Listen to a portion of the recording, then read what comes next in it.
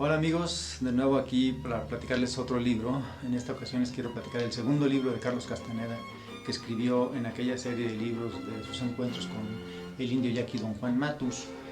En este caso estamos hablando del libro que se llama Una realidad aparte, que es del Fondo de Cultura Económica y que fue escrito en 1971. Aunque hubo decenas de reimpresiones de este libro y de todos los demás libros de Castaneda, de hecho, este libro fue impreso en 1992, pero finalmente se han mandado a reimpresión muchísimas más veces. En este libro Castaneda platica, pues una segunda ciclo, una segunda etapa que tuvo en su relación con Don Juan Matus. Y en este segundo ciclo lo importante fue que Don Juan lo fue llevando a temas más concretos de conocimiento. Carlos Castaneda nos platica que él siempre, para él, el epítome de un ser humano era ser un hombre de conocimiento, aunque en el caso de Castaneda lo asocia mucho al conocimiento intelectual o académico, mientras que Don Juan, el hombre de conocimiento, es una persona que conoce directamente del mundo, de las sensaciones del mundo y de la esencia del mundo. Y hay una diferencia sustancial. Cuando Castaneda entiende esto de Don Juan, se engancha con él y empieza a aprender muchas cosas, ¿no? En este libro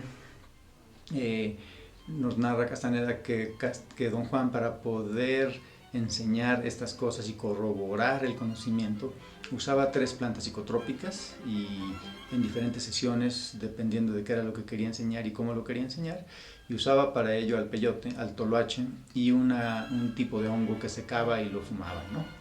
De tal forma que con esto producía en Carlos Castaneda otras realidades, lo hacía sentir y percibir otras realidades.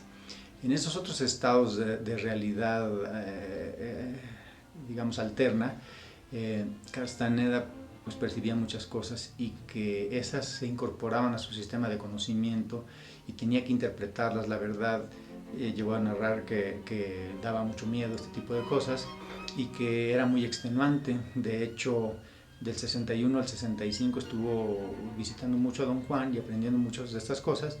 Sin embargo, llegó a fatigarse tanto que dejó de verlo del 65 al 68. Y es en el 68 cuando regresa y retoma esta relación y aprende muchas cosas más que nos narra en este libro. Le dice Don Juan que el uso de estas plantas, que son como vehículos que guían al hombre a ciertas fuerzas o poderes impersonales, y que el brujo o el hombre de conocimiento debía tener esos encuentros para poder ganar control sobre ellos. Y en este proceso de ganar mayor control sobre esas realidades alternas, muchas veces espantosas o de miedo, pero en el proceso de tú ganar el control sobre esas situaciones, ganas para ti un poder personal que es muy necesario, según Don Juan. En este tipo de cosas, Don Juan lo va llevando a la conclusión de que un hombre de conocimiento es alguien que debe de aprender a ver. Y aprender a ver no es el mirar como todos lo conocemos, porque eso sería como mirar superficialmente las cosas. No, para Don Juan ver es un proceso complejo donde puedes percibir la esencia de las cosas. Dice, solo viendo puedes saber, y ese saber viene del tocar al universo, del tocar la vida que te rodea. De tal forma que muy poca gente en el mundo hacemos eso. De tal forma que Don Juan le dice, mira, tengo que provocar que conozcas eso. ¿Cómo? Idealmente con la mezcla esa de hongos para fumar que le daba, ¿no?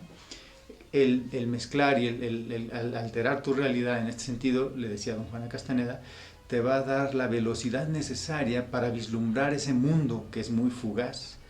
Te va a abrir así el acceso a un sistema de interpretación muy diferente que necesitas conocer. Y le decía Don Juan, en sus términos yaquis, ¿no? El humito, o sea, esta mezcla de humo que fuma, te va a ayudar a ver en los hombres o a los hombres como fibras de luz, porque insiste Don Juan, y así lo atestigua Castaneda, que los hombres o los seres humanos, hombres, mujeres, somos seres de luz. como si hubiera una telaraña blanca que va desde la cabeza hacia el abdomen, millones de fibras luminosas entretejidas como si fuera un gran huevo luminoso. También narra que las extremidades de los seres humanos, los brazos y las piernas también son fibras luminosas, y que lo que le da el conocimiento de su entorno a ese ser luminoso son otras fibras luminosas que salen de su abdomen y que tocan a su alrededor inmediato. Eso le da el conocimiento a los seres de luz.